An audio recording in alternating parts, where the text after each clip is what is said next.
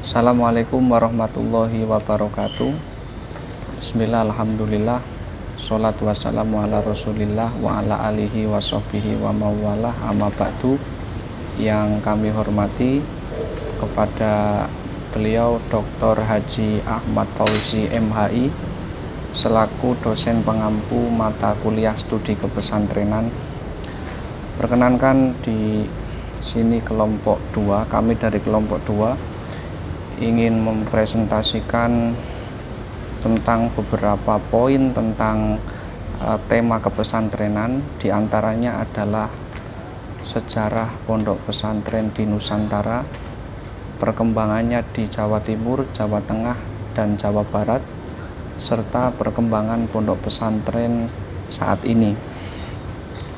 Oke, yang pertama adalah tentang sejarah pondok pesantren di Nusantara. Secara etimologi, kata pondok berasal dari bahasa Arab funduk yang berarti penginapan atau asrama.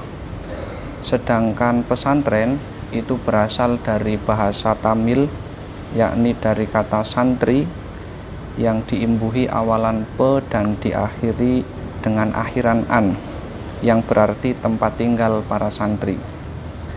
Jones berpendapat bahwa istilah santri berasal dari bahasa Tamil yang berarti guru mengaji. Sedangkan menurut Cornelis Christian Berg, dia berpendapat bahwa istilah tersebut berasal dari bahasa India, yakni dari kata shastri, yang artinya adalah orang yang tahu dan mendalami kitab-kitab suci agama Hindu. Adapun secara istilah, pesantren adalah lembaga pendidikan Islam di mana para santri biasanya tinggal di asrama dengan materi kitab-kitab kuning karya para ulama dengan tujuan untuk memahami agama secara mendalam serta mengamalkannya sebagai pedoman kehidupan dan menekankan aspek moral dalam kehidupan bermasyarakat.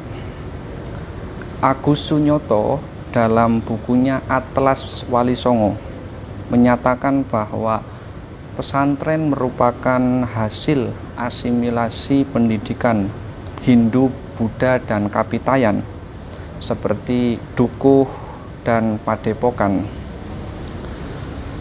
Ada juga yang berpendapat bahwa pesantren ini bermula dari desa perdikan, di mana desa itu adalah desa yang dibebaskan dari pajak pada masa kolonial, yang mana hasil buminya dialokasikan khusus untuk kegiatan keberagamaan. Pesantren sebagai pusat transmisi Islam di Nusantara sudah mulai berdiri sejak masuknya Islam di Nusantara itu sendiri, yakni pada sekitar abad 15-an. Tokoh yang pertama kali mendirikan model pesantren sebagai lembaga pendidikan Islam adalah Maulana Malik Ibrahim dari Gujarat, India. Meskipun pada saat itu belum disebut sebagai pesantren, namun beliau merupakan tokoh yang pertama kali meletakkan pondasi-pondasi pesantren di Nusantara. Pada gilirannya, model transmisi yang dikembangkan oleh Maulana Malik Ibrahim kemudian dilanjutkan oleh Wali Songo, seperti yang di pesantren yang didirikan oleh Sunan Ampel di Kembang Kuning pada tahun 1619, kemudian di Ampel Denta yang sangat memiliki pengaruh kuat di Jawa Timur pada saat itu. Kemudian pada tahap selanjutnya berdiri pondok pesantren yang didirikan oleh para wali seperti Sunan Giri di Gresik, Sunan Bonang di Tuban, Sunan Derajat di Lamongan, dan Raden Fatah di Demak. Cikal bakal model pesantren ini juga tidak lepas dari pengaruh model transmisi keilmuan di Timur Tengah, lebih tepatnya di Haramain di Mekah dan Madinah, seperti halaqah, kutab, ribat, zawiyah, dan juga madrasah, di mana oleh sejarawan John Oval jaringan ini disebut sebagai Network of the Ulama atau jaringan ulama di Timur Tengah. Cikal bakal pondok pesantren selain dipengaruhi oleh budaya lokal, juga dipengaruhi oleh tradisi keilmuan yang sudah menggeliat di Timur Tengah, lebih tepatnya di Haramain di Mekah Madinah, yang saat itu mengambil bentuk seperti halaqah, kutab, ribat, zawiyah, dan juga madrasah. Sejarawan John Oval menyebut geliat intelektual di Haramain ini sebagai Network of the Ulama. Dalam sejarahnya, pusat intelektual yang tumbuh di Haramain itu telah ada pada zaman Rasulullah di Masjid Nabawi maupun di Masjidil Haram. Kemudian dilanjutkan oleh Khulafaur Rasyidin dan oleh generasi selanjutnya, dan konsisten sampai abad ke-20-an. Posisi strategis Haramain ini sebagai pusat transmisi keilmuan ini disebabkan tidak lain karena faktor geografis teologis. Karena selain Haramain adalah tempat di mana Islam itu lahir, di sana pula lah orang Islam di seluruh penjuru dunia setiap tahunnya berkunjung untuk melakukan ibadah haji dan umroh, sehingga memungkinkan mereka setelah haji untuk menuntut ilmu kepada para ulama di Timur Tengah. Martin van Bruinsen menyatakan, meski pada saat itu terdapat berbagai pusat keilmuan Islam selain di Makkah dan Madinah, tetapi orang Islam Asia Tenggara itu lebih memilih untuk menuntut ilmu di Haramain. Seakan ada kesan bahwa belajar di Haramain itu memiliki derajat yang lebih tinggi ketimbang belajar di pusat-pusat studi Islam yang lain. Gelombang ulama ke Makkah dan Madinah itu terus bertambah hingga pada abad ke-16 itu menemukan momentumnya, terutama setelah Ottoman berkuasa di Timur Tengah, yang mana ini akan menimbulkan berbagai perubahan, perbaikan yang substansial dalam bidang keamanan, khususnya di Haramain dan rute-rute haji. Proses transmisi keilmuan di Haramain telah melahirkan ulama di berbagai belahan dunia, khususnya di Nusantara. Sebut saja tokoh seperti Nuruddin Ar-Raniri, Abdur Rauf Asingkili, kemudian Muhammad Yusuf Al-Makassari, di mana ketiganya disebut sebagai tiga mata rantai ulama jaringan tiga mata rantai ulama di Nusantara yang berhubungan dengan Ahmad Qusairi dan Ibrahim Al-Qurani pada abad ke-17. Pada periode selanjutnya muncul tokoh seperti Muhammad Arsyad Al-Banjari, Abdus Somad Al-Palimbani, Ahmad Khatib Al-Minangkabawi, Syekh Nawawi Al-Bantani, dan pada abad ke-20 ada nama Yasin Al-Fadani. Jadi model lembaga pendidikan pesantren di Nusantara itu banyak dipengaruhi oleh lembaga-lembaga pendidikan yang pada abad ke-16 ke atas itu sudah ada di Timur Tengah, sehingga menjadi seperti yang saat ini kita saksikan.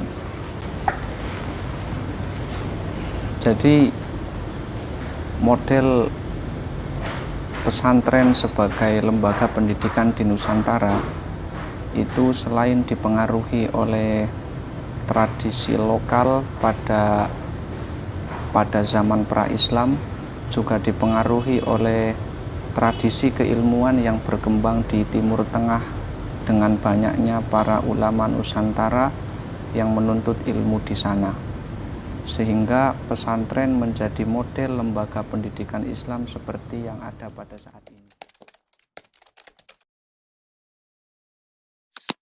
Jawa Timur adalah merupakan basis daripada pondok pesantren yang menurut sejarahnya awal berdirinya pondok pesantren ini tidak terlepas dari kedatangannya penyebar agama Islam di Nusantara, utamanya para aulia atau para wali, yang mana itu dirintis oleh Maulana Malik Ibrahim ataupun juga dari Raden Rahmat atau Sunan Ampel. Dengan berjalannya waktu, pondok pesantren yang berada di Pulau Jawa bagian timur, tepatnya di Jawa Timur, ini banyak sekali pondok pesantren berdiri. Akan tetapi menurut sejarah, pondok pesantren yang tertua ada beberapa pondok pesantren. Di sini kami akan menyampaikan 5 pondok pesantren yang tertua di Jawa Timur. Yang pertama adalah Pondok Pesantren Mojosari. Pondok Pesantren Mojosari ini terletak di daerah Mojosari, Kecamatan Loceret, Kabupaten Nganjuk, yang mana di situ didirikan oleh beliau Syekh Kiai Haji Az-Zahid Ali Imron yang berasal dari Bojonegoro pada tahun 1710 Masehi. Beliau adalah merupakan menantu dari Syekh Salimin Awal. Pada awalnya Kiai Ali Imron ini diperintahkan oleh Syekh Alimin Awal untuk mencari tempat yang sangat angker atau wingit menurut bahasa Jawanya untuk didirikan pondok pesantren. Dengan usaha yang keras, melalui dengan riyadhah ataupun dengan bertirakat, maka Syekh Ali Imron ini menemukan sebuah tempat yang berada di daerah Mojosari, Kecamatan Loceret, Kabupaten Nganjuk untuk didirikan pondok pesantren, berdiri pada tahun 1720 Masehi.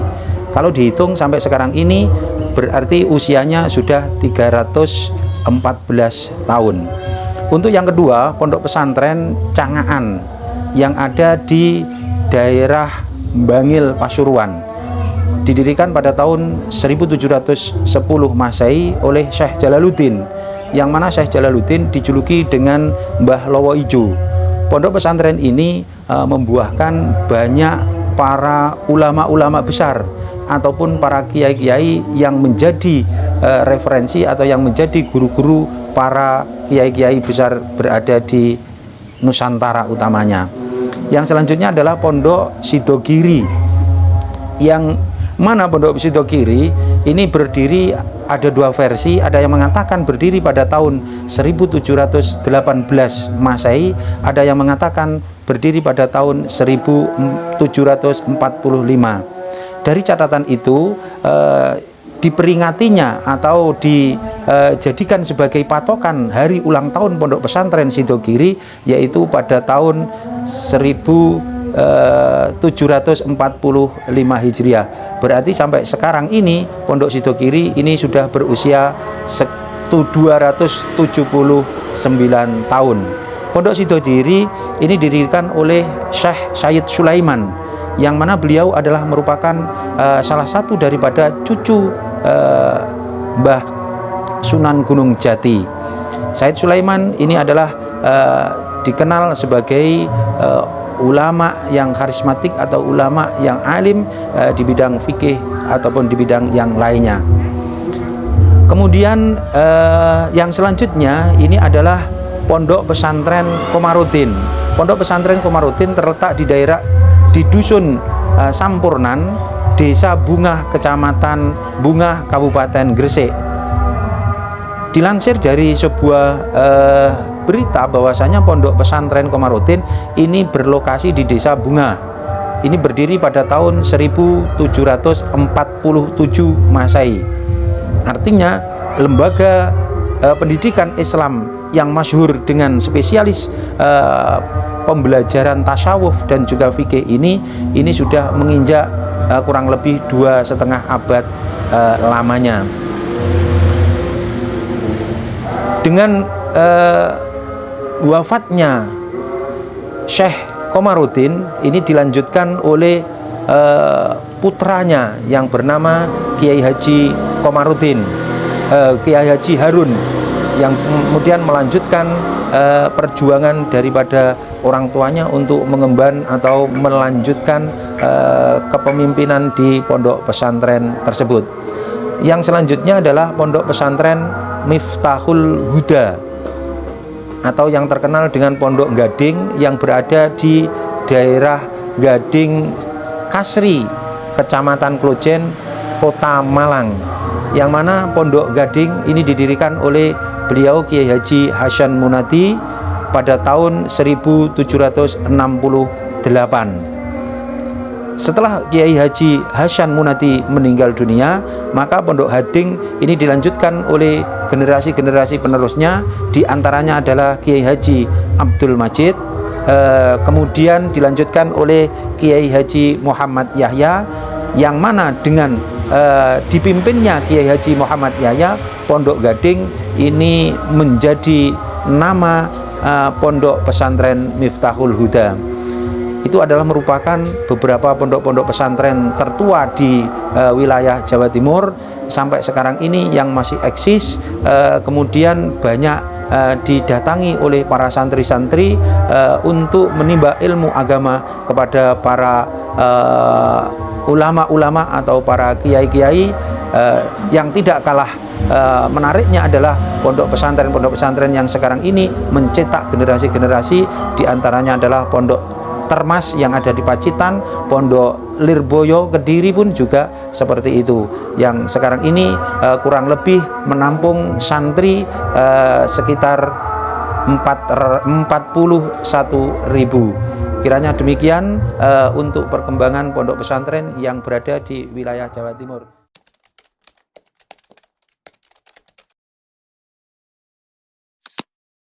Bismillahirrahmanirrahim. Alhamdulillah, pada kesempatan kali ini saya ingin sedikit membahas tentang sejarah pondok pesantren di Jawa Barat. Bagaimana pondok pesantren itu bisa berada di Jawa Barat. Nah, Jawa Barat atau yang lebih dikenal dengan Jabar memang dikenal dengan masyarakatnya itu yang religius. Begitu banyak lembaga pendidikan Islam yang berdiri. Tak terkecuali pun pondok pesantren. Ternyata kehadiran pondok pesantren di Jawa Barat itu memang sudah ada sejak berabad-abad dahulu. Bahkan sebelum Indonesia merdeka, pondok pesantren di Jawa Barat itu sudah ada. Salah satu pondok pesantren di Jawa Barat yang pertama yang didirikan oleh yaitu Syekh Puro Karawang. Jadi pondok pesantren di Jawa Barat yang pertama itu adalah pada tahun 1418 oleh Syekh Puro Karawang. Jadi Indonesia merdeka pada tahun 1445, akan tetapi pesantren di Jawa Barat itu pada tahun 1418. Berarti pesantren di Jawa Barat itu 27 tahun sebelum Indonesia merdeka itu sudah ada. Nah, beliau yang didirikan oleh Syekh Hasanuddin atau Syekh Mursyahadatillah atau yang lebih dikenal Syekh Puratul Ain atau Syekh Puro tersebut. Nah, itu nama pesantren yang dikatakan pesantren yang dikenal Syekh Puro. Kemudian pesantren yang kedua, setelah Syekh Puro mendirikan pesantren di Jawa Barat, kemudian di Cirebon pun pertama kali mendirikan pesantren itu pada tahun 1420. Jadi 1420 berarti ini juga masih sebelum Indonesia merdeka. Jadi sebelum Indonesia merdeka pada tahun 1445, kemudian 1420. Nah, di Cirebon itu memang sudah ada pesantren. Namanya Pesantren Pasembangan. Nah, Pesantren Pasembangan ini didirikan oleh Syekh Abdul Kafi atau Syekh Nurjati. Nah, Pesantren Pasembangan ini terletak di daerah Gunung Jati. Kemudian seiring berjalannya waktu di Cirebon, setelah pesantren Pasembangan. Kemudian Babakan Ciwaringin pun mendirikan pesantren pada tahun 1715, atau ada yang mengatakan bahwa berdirinya Babakan Ciwaringin itu pada tahun 1705. Lah, beliau yang didirikan oleh Syekh Hasanuddin bin Abdul Latif atau Ki Jatira yang masih memiliki darah Mataram. Kenapa kok dijuluki dengan Jatira? Nah, bahwa pada zaman dahulu Ki Jatira atau Syekh Hasanuddin itu ketika singgah di suatu tempat itu beliau mendirikan musola. Seperti hanya singgah di Babakan, itu beliau mendirikan musola, kemudian mengajak masyarakat sekitar untuk ikut belajar tentang agama. Nah, kemudian ketika mendirikan musola tersebut, Ki Jatira atau Syekh Hasanuddin tersebut itu masih selalu beristirahat di dua pohon jati. Makanya dikatakan jati. Nah, Ki Jati. Lah, jati itu nama pohon. Ra tersebut itu adalah dua. Makanya masyarakat sekitar itu lebih memanggilnya, lebih sapaan akrabnya itu adalah Ki Jatira tersebut. Nah, kemudian setelah di Babakan Ciwaringin, kemudian di Buntet Pesantren Cirebon pun mendirikan pesantren yang didirikan oleh Mbah Mukoyim pada tahun 1750. Kenapa kok lahirnya pondok pesantren Buntet Pesantren Cirebon? Nah, kenapa kok bisa berdirinya Buntet Pesantren Cirebon? Karena dulu Mbah Mukoyim itu sebenarnya ulama yang aktif di keraton, ulama yang aktif di keratonan Cirebon. Akan tetapi karena keraton tersebut itu berpihakan kepada kolonial Belanda, ya akhirnya Mbah Mukoyim memilih untuk keluar. Padahal pada posisinya Mbah Mukoyim itu sebagai penghulu di keraton tersebut. Akan tetapi Mbah Mukoyim memilih keluar karena keberpihakan keraton Cirebon tersebut pada kolonial Belanda pada saat itu. Kemudian setelah Mbah Mukoyim keluar dari keraton tersebut, akhirnya singgah di Buntet Pesantren Cirebon dan bisa mendirikan pondok pesantren Cirebon tersebut. Namun seiring berjalannya waktu, ketika Mbah Mukoyim telah mendirikan pesantren Cirebon tersebut, Buntet Pesantren Cirebon, banyak masyarakat yang antusias, banyak santri-santrinya yang ingin ikut mengaji kepada beliau, Mbah Mukoyim tersebut. Akan tetapi Belanda itu melihat kebesaran nama Mbah Mukoyim dengan banyak pengikutnya. Ini Belanda berpikiran akan berpotensi melakukan perlawanan.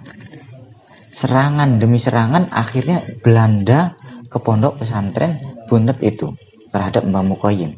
Tidak hanya itu, Belanda pun menyerang dan juga akan ingin menangkap ulama tersebut atau Mbah Mukoyim tersebut. Jadi sebelum Belanda datang ke Buntet Pesantren Cirebon, mengacak-acak Buntet Pesantren Cirebon, Mbah Mukoyim sebenarnya mendengar terlebih dahulu akan kabar tersebut. Akhirnya sebelum Belanda datang ke Buntet Pesantren Cirebon, Mbah Mukoyim lalu menghindari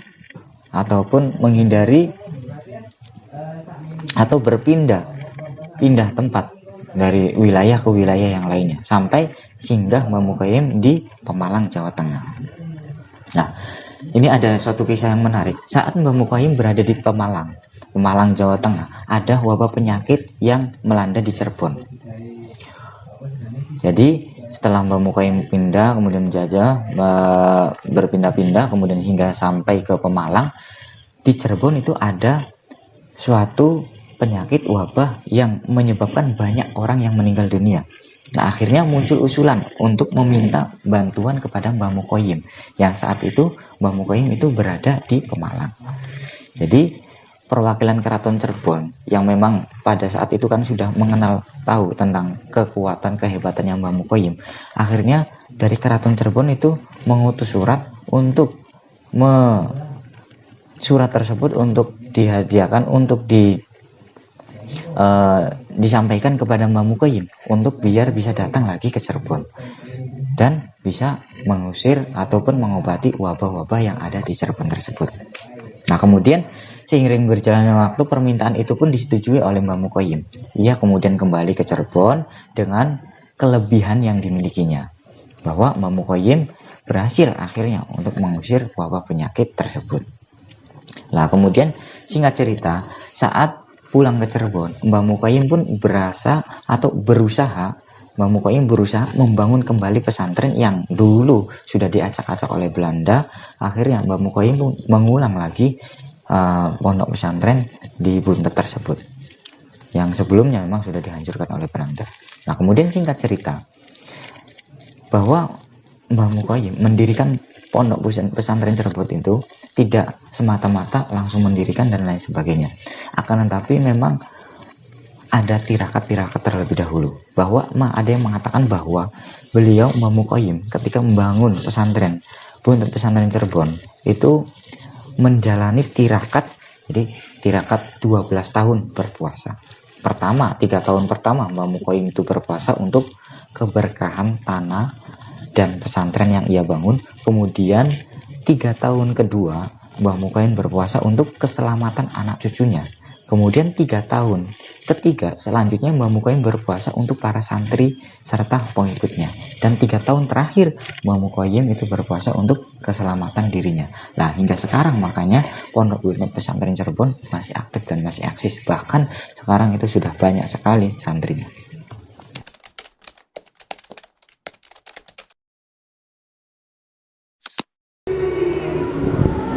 Pulau Jawa merupakan wilayah di Indonesia yang memiliki banyak pondok pesantren. Keberadaan pondok pesantren ini tidak terlepas dari Pelana Wali Songo yang merupakan para tokoh penyebar agama Islam di Pulau Jawa, yang kemudian diteruskan oleh para generasinya melalui pondok pesantren. Berdasarkan data Badan Pusat Statistik pada tahun 2021, ada sekitar 3.722 pondok pesantren yang berdiri di Jawa Tengah ini. Beberapa pondok pesantren itu tersebar di berbagai wilayah di Jawa Tengah. Berikut 5 pondok pesantren tertua di Jawa Tengah yang dilansir dari berbagai sumber. Yang pertama ada Pondok Pesantren Al-Kahfi Somalangu. Dikutip dari laman resmi Pemkab Kebumen, Pondok Pesantren Al-Kahfi telah berdiri pada tahun 1475 Masehi. Dengan usia yang sudah mencapai hampir 5 abad itu, Pondok Pesantren Al-Kahfi ini disebut-sebut sebagai pondok pesantren tertua di Jawa Tengah. Pondok pesantren ini didirikan oleh seorang tokoh penyebar agama Islam dari Yaman, yakni Syekh Asy-Syahid Abdul Kahfi Al-Hasani. Adapun tahun dan waktu berdirinya dapat diketahui diantaranya melalui prasasti batu zamrud Siberia berbobot 9 kilo yang terdapat di dalam masjid pondok pesantren itu. Pesantren ini juga menjadi bukti bahwa penyebaran agama Islam sudah ada sejak zaman Kerajaan Majapahit, yakni tepatnya zaman pemerintahan Prabu Brawijaya 1447 sampai 1451 Masehi. Kemudian yang kedua ada Pondok Pesantren Luhur Dondong.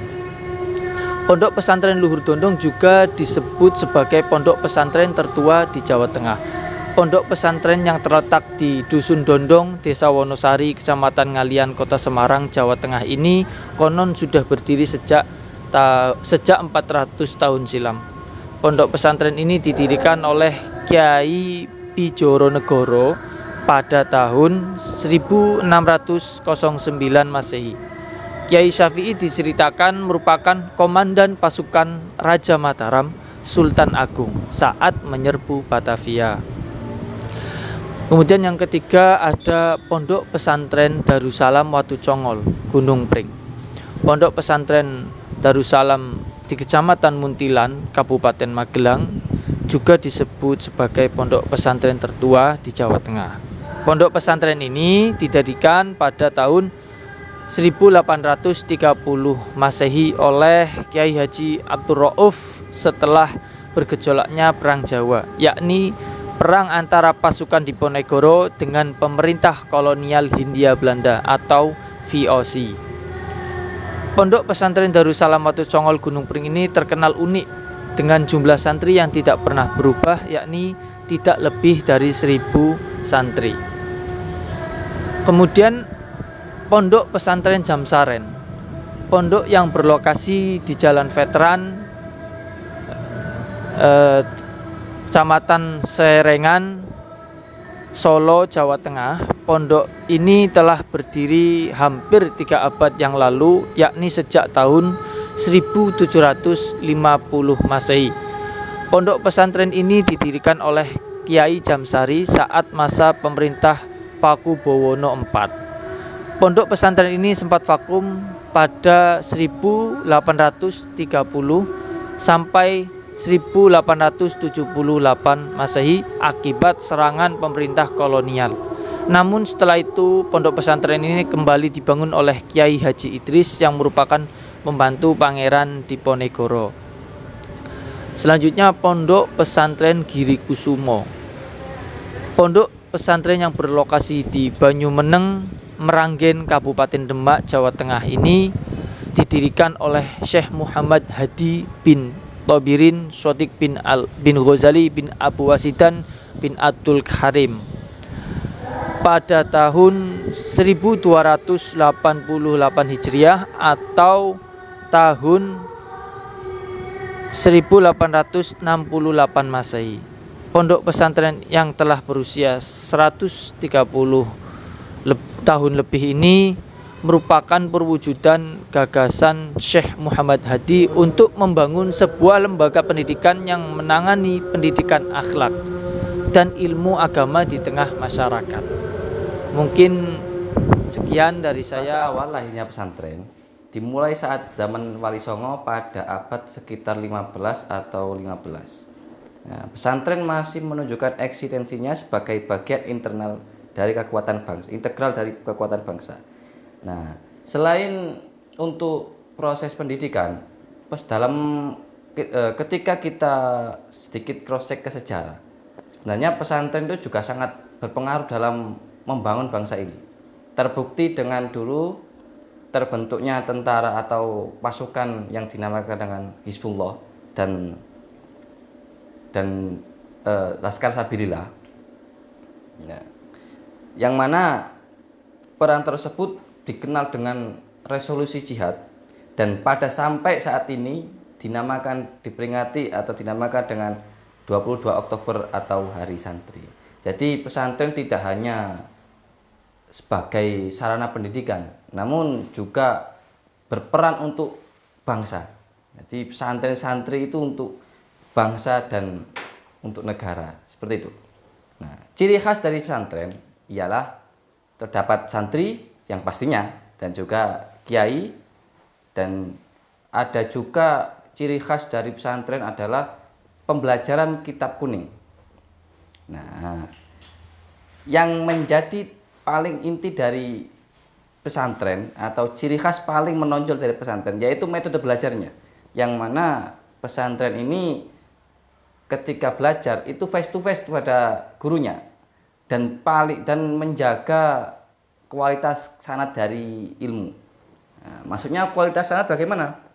Seorang santri ini belajar dari seorang guru, yang mana guru belajar dari seorang guru sampai sambung ke Rasulullah. Itu yang paling dijaga atau yang paling menjadi ciri dari pesantren.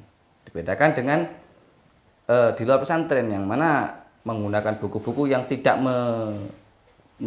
melihat sanad keilmuannya sampai dari mana. Oleh karena itu setiap pesantren memiliki ciri khas sendiri. Nah, pesantren memiliki ciri khas sendiri dan memiliki sanad keilmuan yang sambung kepada Rasulullah dengan jalurnya sendiri-sendiri. Itulah yang membedakan antara pesantren satu dengan pesantren yang lain. Nah, terus untuk perkembangan pesantren pada masa ini bagaimana? Pesantren untuk saat ini dibagi menjadi dua, yaitu pesantren salaf dan pesantren kholaf atau modern. Nah, untuk pesantren salaf ini masih mempertahankan metode pembelajaran dari awal berdirinya atau dari fase-fase awal munculnya pesantren, yang mana menjadikan kitab kuning sebagai kurikulum utama dalam setiap pembelajaran. Dan juga metodenya pun juga sama. Santri mengikuti guru kemanapun ia pergi. Dan yang pembelajarannya yaitu dengan cara face to face kepada kiainya atau gurunya, melingkar, langsung dijelaskan oleh gurunya. Itu kalau pesantren salaf. Namun jika kita lihat dari pesantren kholaf atau pesantren modern, itu beraneka ragam. ada yang berkembang, ada yang maju, ada yang semi berkembang. Nah, contohnya pesantren kholaf adalah seperti Gontor atau Lirboyo, Al-Mahrusia atau Arisala. Nah, itu pesantren-pesantren yang memang memiliki lembaga formal di dalamnya atau sekolah umum. Dan dalam madrasahnya pun juga unik. Ada yang fokus ke pembelajaran bahasa Arab, ada yang fokus ke pembelajaran pertanian dan lain sebagainya. Jadi ketika kita berbicara pesantren modern, itu tidak bisa kita menentukan secara spesifik kriterianya bagaimana. Yang paling inti yang kita ketahui bahwasanya cara membedakan pesantren modern adalah dari cara kurikulumnya. Nah, kurikulumnya itu sudah mulai modernisasi, seperti adanya kurikulum menggunakan metode pembelajarannya menggunakan, ada yang proyektor, ada yang menggunakan online, ada yang menggunakan media-media masa modern. Nah, itu yang membedakan pesantren salaf dan pesantren kholaf. Nah, sedangkan pesantren salaf itu tidak ada yang menggunakan seperti halnya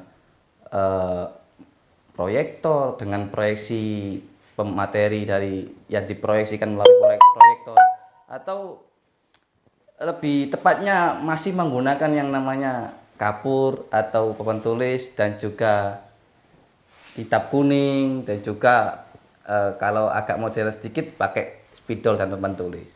Berbeda dengan pesantren modern yang lebih unik dalam cara mendidiknya, yang mana tergantung dengan ciri khas dari pondok pesantren tersebut. Seperti itu.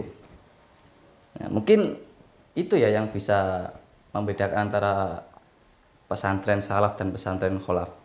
Nah, nanti pesantren kholaf lebih luas. Setiap pesantren kholaf memiliki ciri khas masing-masing. Ya, mungkin itu ya yang bisa dipaparkan dari kelompok kami, yakni kelompok 2. Semoga bisa bermanfaat dan sebagai referensi untuk penambahan ilmu. Nah, mungkin cukup sekian. Ingat kata-kata teman saya seperti ini. Semua itu terjadi karena wis kadung. Ya, kurang lebih. Assalamualaikum warahmatullahi wabarakatuh.